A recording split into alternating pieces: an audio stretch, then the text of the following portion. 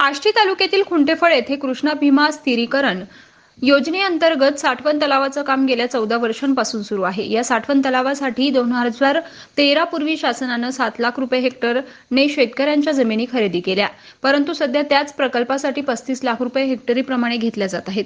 या आधीच्या शेतकऱ्यांना फक्त जमिनीसाठी सानुग्रह अनुदान फरक म्हणून 28 लाख रुपये प्रति हेक्टरी देण्यात यावे, या मागणीसाठी खुंटेफळ येथे शेतकऱ्यांचे एकदिवसीय लाक्षणिक उपोषण करण्यात आले।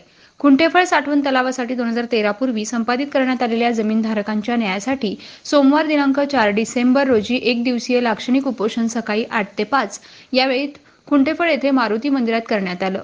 या प्रसंगी प्रदीप थोरवे यांच्या नेतृत्वाखाली खुंटेफळ, पुंडी, सोलापूरवाडी येथील शेतकरी मोठ्या संख्येने उपस्थित होते। या प्रसंगी अनेक खातेदारांचे वैयक्तिक अर्ज भरून घेण्यात आले। न्यायालय व सरकारकडे पाठपुराव्यासंबंधी निर्णय घेण्यात आले। यावेळी माजी आमदार साहेबराव दरेकर यांनी या भागातील प्रकल्पग्रस्त शेतकऱ्यांच्या खंबीर पाठीशी उभे राहून त्यांना न्याय मिळवून देण्यात सर्वतोपरी प्रयत्नशील राहू असं आश्वासन दिलं। यावेळी माजी आमदार साहेबराव दरेकर, नाना परमेश्वर, काका शेळके, शिवाजीराव सुरवसे, सुभाष थोरवे, डॉक्टर महेश नाथ, एपीआय ढाकणे, प्राध्यापक राम बोडके, मंडल अधिकारी औंधकर, शैलेश थोरवे, आदित्य थोरवे, पोपट थोरवे, आदित्य काकडे, सुनील गायकवाड, शंकर थोरवे, परमेश्वर थोरवे, भाऊसाहेब पठारे, ज्ञानेश्वर चौधरी, विलास गवळी, वाळकेसर आदी मान्यवर व प्रकल्पग्रस्त शेतकरी उपस्थित होते। तेजवार्ता प्रतिनिधी सय्यद रिजवान धानोरा, आष्टी। खुंटेफळ साठवण तलावासाठी 2013 पूर्वी संपादित करण्यात आलेल्या जमिनीला आत्ताच्या 2013च्या सुधारित कायद्याप्रमाणे हेक्टरी 28 लाख रुपये आमचा जो फरक आहे तो मागील शेतकऱ्यांना मिळावा यासाठी आम्ही एक दिवशी हे लाक्षणिक उपोषण केलेलं आहे। सरकारचं लक्ष वेधण्यासाठी, लोकप्रतिनिधींचं लक्ष वेधण्यासाठी माझी सरकारलाही विनंती आहे, पाटबंधारे खात्याचे अधिकारी आहेत त्यांनाही विनंती आहे की लवकरात लवकर 1 महिन्याच्या आत त्यांनी अहवाल बनवावा आणि त्या ठिकाणी पुढं फॉरवर्ड करावा आमच्या मागणीचा। शासकीय दरबार याची कुठेही नोंद नाही आहे। आम्हाला कुठंतरी काहीतरी तोंडी बोलून वेळ काढूपणाचे काम इथून पुढं करू नये। शेवटी आता शेतकरी एक दिवस चिडले, त्याचा जर उद्रेक झाला, आज शांततेचं आंदोलन, उद्या उद्रेक झाला तर उद्या मग काम बंद पडेल, बऱ्याच अडचणी येऊ शकतात। त्याच्यामुळे हा मुद्दा थोडासा गांभीर्याने घेतला पाहिजे, एवढीच माझी विनंती आहे। आणि लोकप्रतिनिधींना सुद्धा विनंती आहे की त्यांनी चौघांनी एकत्र येऊन, आदरणीय नानांना सुद्धा मी हात जोडून विनंती करतो की त्यांचं ऐकतील सगळे, कारण नाना सिनियर आहेत सगळ्यांना, की म्हणजे आमच्या शेतकऱ्यांसाठी तुम्ही 3 जण एकत्र करा आणि आमचा मुद्दा मुंबईपर्यंत मंत्रालयात एक सेपरेट स्पेशल मीटिंग त्याच्यासाठी लावा आणि 54 कोटी रुपयाच्या अतिरिक्त मागणी करा। 2 कामं विकासाचे तालुक्यासाठी कमी मागा सरकारकडं, परंतु आमचा मुद्दा प्रश्न पहिला मार्गी लावा, हीच माझी कळकळीची लोकप्रतिनिधींना सुद्धा विनंती आहे। आपण आता प्रत्येक शेतकऱ्याचा वैयक्तिक एक अर्ज भरून घेतलेला आहे, कारण की शासन दरबारी आमची जी मागणी त्याची कुठेही नोंद नाही आहे, म्हणून आज 150 लोकांचे अर्ज आम्ही भरून घेतलेले आहेत। उर्वरित 30-40 लोक फक्त राहिलेले आहेत, त्यांचे अर्ज आम्ही उद्या परवा संध्याकाळपर्यंत भरून घेऊ आणि त्या ठिकाणी ते शासन दरबारी त्याचा पाठपुरावा करू। ही एक बाजू झाली। याने जर आम्हाला न्याय भेटणार नसेल प्रशासनाकडनं तर आम्हाला कोर्टात जाण्याशिवाय पर्याय नाही। त्याची सुद्धा डेडलाईन आम्ही जवळपास आता 10-15 दिवसामध्ये कोर्टात जाण्याचा मार्ग निवडलेलाच आहे। आता थोरवे पाटलांनी जे सांगितलं ना, तर हे मुळात हे धरणच एवढ्या वाईट दिवशी सुरू झालं, हे संघर्षातून सुरू झालेलं आहे। हे काय शेतकऱ्याच्या प्रेमातून याच्यातून झालेलं नाही, परंतु ज्यावेळेस जमिनी खरेदी केल्या 62च्या, म्हणजे भूसंपादन नाही आहे, डायरेक्ट खरेदी आहे, आणि म्हणून ज्या लोकांनी पूर्वी जमिनी दिलेल्या आहेत तर 13-14चा जो कायदा मनमोहन सिंग साहेबांच्या काळामध्ये झाला त्याच्याप्रमाणे यांना मुआवजा मिळाला पाहिजे असे यांची मागणी आहे। आणि आपल्याला स्टेप बाय स्टेप जावं लागेल। काही विधी तज्ज्ञाच्या आधी तुम्ही सल्ला घ्या। न्यायालयात जर जायचं असेल, याच्यात आपल्या पदरात काय पडेल हे पाहिलं पाहिजे। आणि सरकारकडे बी मी चौघाला बोलतो, तुम्ही बोला किंवा मुख्यमंत्र्याकडे आणि महामंडळाला बोलून एक बैठक लावली पाहिजे। उपमुख्यमंत्री दोन्ही इरिगेशन मिनिस्टर याच्यातून काही ना काही लोकांच्या शासनाने मायबापाने आपल्या पदरात टाकलं पाहिजे. आता ह्या मातीचा अंगारा लावून आपण हे जमिनी सोडून देणार आहेत. परत एकदा भरल्यानंतर आपल्याला इथं येता येणार नाही. पण तुमच्यावर जे अन्याय झालेला आहे, ज्या पहिल्या खरेदी झाल्या, त्याला हा जो उपक्रम वाचा फोडण्याचा तुम्ही या ठिकाणी सुरू केला, तुम्हाला हे धन्यवाद देतो.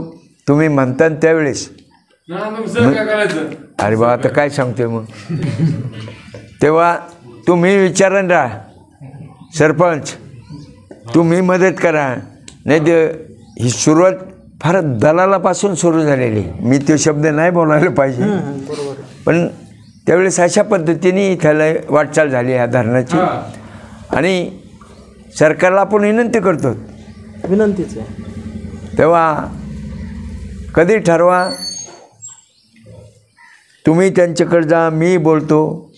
वाटलं तर नागपूर अधिवेशनमध्ये हिवाळी अधिवेशन हे तिथे बी आपल्याला निवांत वेळ मिळेल,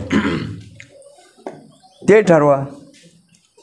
तुम्ही ठरवलं, आम्ही तिथे तुमच्या पाठीशी हजर राहू खंबीरपणाने. शिवाजीराव असतील, काका असतील, तुमचा आता एक नवीन पक्ष आहे, आमचा एक नवीन पक्ष आहे, सगळ्यांनी मिळून एक दिलाने हे काम करू आणि सगळ्यांनी साथ दिली पाहिजे. कुंटेफळ, कुंडी आणि सोलापूरवाडी या तिन्ही गावच्या सर्व शेतकरी बांधवांनी जसं जमल तसं, जेवढं जमल तेवढं 100 पट ताकद लावून सगळ्यांनी या ठिकाणी सर्वजण उपस्थित राहिले. सर्वांनी आपले वैयक्तिक अर्ज भरून दिले. त्याबद्दल मी सर्वांचे प्रथमतः आभार मानतो. सुरुवातीला मी उपोषणाला एकटाच बसणार होतो, पण जेव्हा मी सगळ्या शेतकऱ्यांना विचारलं तेव्हा सर्वजण मला म्हटले की आम्ही सोबत बसू. त्यावेळेस मी त्या उपोषणाचं नाव बदललं आणि कुंटेफळ कृती समिती उपोषणाला बसल असं त्या ठिकाणी ठरवलं. सांगायचं तर या ठिकाणी कुठलाही राजकीय हेतू किंवा कुठल्याही एका व्यक्तीसाठी आपण या ठिकाणी उपोषणाचा मार्ग किंवा या ठिकाणी शेतकऱ्यांना न्याय मिळण्यासाठी आपण लढत नाही आहोत. आपण प्रत्येक व्यक्तीला सोबत घेण्याचा प्रयत्न करत आहोत. या ठिकाणी आतापर्यंत गेली 10 वर्षामध्ये प्रत्येक शेतकरी, प्रत्येक व्यक्ती घरात बसून बोलतोय की आपल्याला फरक भेटला पाहिजे, आपल्याला 2013च्या कायद्याप्रमाणे त्या ठिकाणी अमाऊंट भेटली पाहिजे. परंतु शेतकरी मित्रांनो, ह्या गोष्टी घरात बसून होत नसतात. त्याच्यासाठी आपल्याला कागदोपत्री, कागदे घोडे नाचवावी लागतात. आणि म्हणून याची सुरुवात जुलै महिन्यापासून मी केली. आदरणीय सुरेश अण्णा धस यांना पहिल्यांदा मी भेटलो, बाळासाहेब आजबे काकांना भेटलो, त्याच्यानंतर धोंडे साहेबांना भेटलो, नानांना भेटलो. आणि आजही मी पुन्हा एकदा त्या चौघांनाही विनंती करणार आहे, नाव घेऊन करणार आहे, असं काही नाही. शेवटी हा प्रश्न लोकप्रतिनिधी ज्या पद्धतीने सोडवू शकतात त्या पद्धतीने कुणी पटकन सोडत नाही. आणि शेवटी नाना, आपण लोकप्रतिनिधी प्रश्न सोडवायलाच निवडलेले असतात. आणि म्हणून त्या ठिकाणी मी नाना आपल्याला विनंती करतो, आपण मार्गदर्शक आहात आमचे. आदरणीय धोंडे साहेबांना तुम्ही बोला, आदरणीय बाळू काकांना बोला, अण्णांना बोला. आणि आपल्या पालकमंत्र्यासह या राज्याचे मुख्यमंत्री असतील किंवा उपमुख्यमंत्री असतील यांच्याबरोबर एक मीटिंग लावा. आणि हे जे आमची फरक आहे, आमची जी मागणी आहे 54 कोटी रुपयाची, 28 लाख रुपये प्रति हेक्टरी, त्या ठिकाणी आम्हाला हा फरक भेटला पाहिजे. काय आम्ही पाप केलं का? आम्ही अगोदर जमीन दिली म्हणजे त्यामुळेच हा प्रकल्प होतोय. आणि आम्ही जमीन अगोदर दिली नसती तर आज 1-1, 2-2 कोटी, 8-8, 10-10 कोटी रुपये ह्या गावाला कोणाला भेटले नसते नाना. त्याच्यामुळं खरं तर प्रत्येक व्यक्तीने त्या ठिकाणी आपले भाऊबंद ज्यांची जमीन अगोदर गेलेली आहे त्यांच्या पाठीमागे उभा राहायला पाहिजे. काय गटतटाचा संबंध येतो? कशासाठी करायचे गटतट? सगळ्या शेतकऱ्यांची ज्यांची जमीन गेली त्यांना समजलं पाहिजे त्या ठिकाणी पायात पाय घालण्याचे प्रयत्न केले जातात. अरे आपली जमीन गेली आहे, त्या ठिकाणी आपण सर्वांनी एकत्र यायला काय अडचण आहे? आपण कुठलाही पक्ष नाही, कुठलाही हे नाही. एखाद्या नेत्याची सभा असली तर आपण सगळे जमा होतो, परंतु आपल्या हक्काच्या मागणीसाठी, आपले पैसे भेटण्यासाठी, आपला फरक भेटण्यासाठी आपण एक लढाई सुरू करतोय. आणि ही लढाई त्या ठिकाणी आपण प्रत्येक व्यक्तीसाठी, प्रत्येक शेतकऱ्यासाठी एक वैयक्तिक अर्ज भरून घेण्याची भूमिका घेतली की जेणेकरून आपलं रेकॉर्ड त्या ठिकाणी तयार होईल. नाना आपल्याला भूक लागली तर भूक लागली म्हणावं लागतंय का नाही? कुणी आपल्या ताटात बळच कस काय वाढील? काहीतरी मागितल्याशिवाय जमत नसतं. आणि म्हणून त्या ठिकाणी आता आपली जी मागणी आहे, आपल्याला जी भूक आहे ती आपल्याला प्रशासनासमोर मांडली पाहिजे. त्या ठिकाणी हा एक लढा आहे, हा लढा उभारला पाहिजे. काही जण म्हणले की न्यायालयात जाऊ, त्या ठिकाणी इकडे जायची गरज नाही, तिकडे जायची गरज नाही. मित्रांनो, मराठा आरक्षणाचा मुद्दा सुद्धा न्यायालयात पेंडिंग आहे. मग काय गरज आहे आपल्या जरांगे पाटलांना त्या ठिकाणी आमरण उपोषण करण्याची? काय गरज आहे त्यांना एवढ्या सभा घेण्याची? सगळ्या गोष्टी लागतात. शेवटी न्यायालयाचे जे कायदे कानून असतात ते प्रशासन ठरवतं, कुठंतरी विधिमंडळात, केंद्रात ते कायदे ठरत असतात. आणि म्हणून हा सुद्धा मुद्दा त्या ठिकाणी जर हे चौघ, 2 आजी आमदार आणि माजी आमदार एकत्र जर आले आणि त्या ठिकाणी आपल्याला प्रत्येक गावातून 5-5 व्यक्ती जर मुंबईला घेऊन गेले आणि एक मीटिंग झाली तर फक्त एक आदेश निघला पाहिजे, फक्त सचिवाचा आदेश निघला की तुमचे पैसे भेटते. तुम्हाला कशासाठी पळायला लावायचं? त्या ठिकाणी सगळ्यांनी जर, मी म्हणतो एकत्र यावं. खुंटेफळ, पुंडी आणि सोलापूरवाडी, मी वैयक्तिक सगळ्या आमदारांशी बोललो. तुम्ही लोकसंघटित नाहीयेत, त्यामुळे हा प्रश्न पेंडिंग राहतोय. त्या ठिकाणी तुम्ही म्हणजे मी म्हणतो की कुणी प्रयत्न करा, प्रत्येक व्यक्तीच्या पाठीमागे हा प्रदीप थोरे उभा राहायला तयार आहे. त्या ठिकाणी आपल्याला आमका अमक्याचा, तमका तमक्याचा ह्या बाबतीत कुणीच करण्याची गरज नाहीये. प्रत्येक व्यक्ती जर कुठल्याही आमदाराचा कार्यकर्ता असेल, कुठल्याही पक्षाचा कार्यकर्ता असेल, तो त्याच्या मार्फत जर त्या ठिकाणी आपल्या मागणीसाठी लढत असेल, आपल्या मागणीसाठी उभा राहत असेल, तर त्याच्या पाठीमागे प्रत्येक व्यक्तीने उभा राहिलं पाहिजे.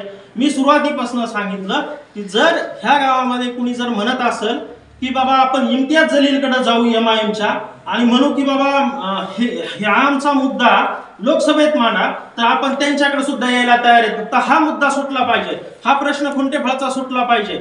आणि म्हणून पुन्हा एकदा ही वेळ गेलेली नाही, ही एक सुरुवात आहे, हा लढा आहे. आपल्याला सगळ्या मार्गाने लढावं लागेल. नाना सगळे लोक आता या ठिकाणी प्रत्येक शेतकऱ्याची भूमिका आहे ती, प्रदीप हे करूच नको, यांच्या दारात जाऊ नको, आम्हाला कंटाळा आला 10 वर्ष त्यांना म्हणून ते आम्हाला फक्त शब्द देतात, म्हणतात की आम्ही आता देऊ, मग देऊ, 2 महिन्यात देऊ, 4 महिन्यात देऊ, परंतु 10 वर्षात एकाही लोकप्रतिनिधीने त्या ठिकाणी पाठपुरावा केलेला नाही. काय आमची चूक आहे? काय पाप आहे आमचं? काय केलं आम्ही? आमच्यामुळेच सगळं होतंय ना, आमच्यामुळेच पाईपलाईन मंजूर होती ना. शेवटी आम्ही तलाव दिला म्हणूनच तुम्ही शिल्पकार पण होऊ शकता. मग काय अडचण आहे बा आमचे प्रश्न सोडवायची? आम्ही तुमचेच आहेत ना, आम्ही कधी तुम्हाला हे करत नाही, सपोर्ट करत नाही. तुम्ही म्हणता तिथं उभा राहायला तयार आहेत. मी प्रत्येकाला घरी जाऊन सांगितलं, प्रत्येक व्यक्तीला की तुम्ही जिथं म्हणता तिथं सगळे खुंटेफळ, पुंडी, सोलापूरवाडी उभा राहायला तयार आहे. मग त्या ठिकाणी गटतट करण्याचे काय समज येतात? अरे लोकांचा प्रश्न आहे, शेतकऱ्यांचा प्रश्न आहे, गोरगरीब शेतकरी आज काहीच राहिलं नाही. असेच म्हणजे खुंटेफळमध्ये खरं बोलायचं म्हणजे व्यसनी बनले लोक, त्यांचे पैसे संपले, त्यांच्याकडे काही राहिलं पण नाही. आणि मग आता पण भूमिहीन होते राहिलेल्या बाबतीमध्ये त्या ठिकाणी नंतरची परिस्थिती अतिशय बिकट होईल. पैसा येतो, पैसा जातो. आज जमीनचे रेट गगनाला भेटले, जमीन भेटणार नाही. आणि म्हणून त्या ठिकाणी सगळ्यांनी एकत्रित येऊन त्या जुन्या लोकांना सुद्धा न्याय मिळण्यासाठी प्रयत्न केले पाहिजेत. आणि याला एकत्रीकरणाचीच गरज आहे. तुम्ही गट तट करून तुम्हाला कधी आयुष्यात यश येणार नाही. त्याच्यामुळं सगळेजण एकत्र या. लोकप्रतिनिधींची सुद्धा तीच अपेक्षा आहे की सगळे लोक एकत्र आल्याशिवाय हा प्रश्न सुटणार नाही. आपण एकत्र आलो तर आपण आपले प्रत्येक जण एका व्यक्तीचा कार्यकर्ता, इथं एक जण राष्ट्रवादीचा आहे, एक जण BJPचा आहे, गटातटांचे कार्यकर्ते, तर सगळेजण आपल्या लोकप्रतिनिधींकडे जा आणि त्यांना म्हणा तुम्ही चौघ एकत्र बसा. नाना मी तुम्हाला विनंती करतो, म्हणजे हात जोडून पाया पडून विनंती करतो, तुम्ही आमचे मार्गदर्शक आहात. शेवटी आम्ही तुम्हाला ह्या गटामध्ये खूप मानतो, तुमच्या सल्ल्याने सगळ्या गोष्टी करतो. तुम्ही लवकरात लवकर 2-4 दिवसामध्ये एक शासकीय विश्राम गृहावर मीटिंग लावा. आम्ही सुद्धा राहिलेल्या तिघांना पण विनंती करतो, तुम्ही एकत्र बसा चौघ आणि हा प्रश्न कशा पद्धतीने सोडवाल ते सांगा. परंतु हा प्रश्न एक वेगळा राहिला, कुणाच्या तरी मनात येईल की त्या ठिकाणी आता परत इकडे घुसायचं का. पण आता 15 तारखेपर्यंत ज्यांना न्यायालयात आमच्या बरोबर यायचंय त्यांनी त्या ठिकाणी न्यायालयात येण्याच्या बाबतीमध्ये जे कागदपत्र लागतात, जे 2-5 रुपये लागतात, वकिलाचा जो खर्च आहे तो जमा करायचा, न्यायालयात सुद्धा जायचं आणि यांना यांच्या पद्धतीने प्रयत्न करून द्या, आपण आपल्या पद्धतीने करू. शेवटी सगळ्या बाजूनी प्रयत्न करावा लागेल. या ठिकाणी कोणावर विश्वास ठेवण्यासारखं राहिलेलं नाहीये. किती दिवस लोक हे करणार, लोक बोलायला घाबरतात. आज इथं काही लोकांची ऑलरेडी जमीन गेलेली आहे, काही लोकांची राहिली आहे, त्यांना आज यायची भीती. त्यांच्या मंदिरात कशासाठी आहे? काय पाप केलंय कुणी? काय गुन्हे केलेत का चोऱ्या केल्यात लोकांनी? कशासाठी तुम्ही इतके दडपण आणता लोकांवरती? काही कारण नाही. आणि मी तर सांगितलं की पार्टीचा विषय नाहीये नाना, आपण एका छोट्या पार्टीत आता काम करायला सुरुवात केली आम आदमी. तुम्हाला माहिती असेल, जर खुंटेफळच्या कुठल्याही व्यक्तीवर इथून पुढे काही झालं तर नाना आपली इंडिया आघाडी. आता इथून पुढे आपण त्या पोलीस स्टेशनच्या दारात जाऊन बसू. एखादं जर कुणी आतमध्ये गेलं, मोकारच कुणाला आतमध्ये टाकलं तर त्या गेटवरती सुटेपर्यंत बसायचं. मी बी माझ्या बीड जिल्ह्यातले, राज्यातले सगळे लोक गोळा करीन, आमचे थोडे का असणार, पण त्या व्यक्तीवर कुठल्याही प्रकारचा अन्याय होणार नाही. आणि आम्ही आहे ना ठाम. कशासाठी तुम्ही हे करता? उद्या काय व्हायचंय ते शेवटी लढल्याशिवाय हे केल्याशिवाय काहीही भेटणार नाही. तुम्हाला घरात आणून कुणी देणार नाही. आणि म्हणून नाना आजची सुद्धा परिस्थिती पाहिली. SDO फोन करत होते, ते बोलत होते की मी तहसीलदारला पाठवतो. तहसीलदाराने 3-4 फोन केले नाना. तहसीलदार काय म्हणते की उद्या आम्हाला परळीला बस भरून न्यायच्या. म्हणजे आता ही परिस्थिती आली आहे. नाही तहसीलदार मोरे का काहीतरी, ते मला म्हणले की आम्हाला बस भरून न्यायची ह्याला.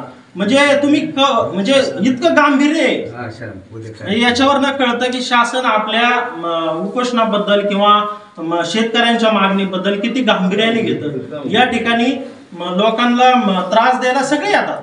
कुठेतरी विकास कामं करायला लागले, लोक गोरगरीब व्याजाने पैसे काढून शेततलाव बनायला लागले, तर त्या ठिकाणी तुम्ही सगळं प्रशासन उभा करता. परंतु शेतकऱ्यांना जो प्रश्न सोडवायचा, ज्यांच्यामुळे तलाव उभा राहते, त्यांचा प्रश्न सोडवायला कुणी यायला तयार नाही. म्हणजे ही एक खूप विचित्र मानसिकता प्रशासनाची सुद्धा झालेली आहे.